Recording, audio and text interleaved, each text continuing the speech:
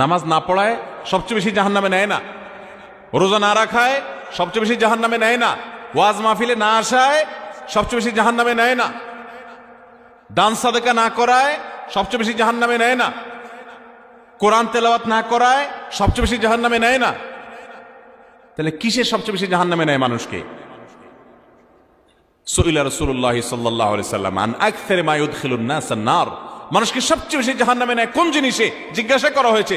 নবীজি বলেছেন দুই জিনিসে, আল ফামু ওয়াল ফারাজ, মানুষের জিহ্বা, মুখ এবং লজ্জাস্থান, এই দুইটা অঙ্গ মানুষকে সবচেয়ে বেশি জাহান্নামে নিয়ে যাবে। সবচেয়ে বেশি জাহান্নামে নিবে এই দুইটা অঙ্গ। নামাজ পড়ে, দাঁড়িয়েও আছে, কিন্তু ফেসবুকে তলে তলে জেনা করে, চ্যাট করে, এটা তো জেনা। মানে সে কারোর প্রতি আসক্ত, হারাম রিলেশন হয়ে গেছে, এটা মহামারীর আকার ধারণ করে। সবচেয়ে বেশি মানুষ জাহান্নামে যাবে এই পাপের কারণে, অপরাধের কারণে।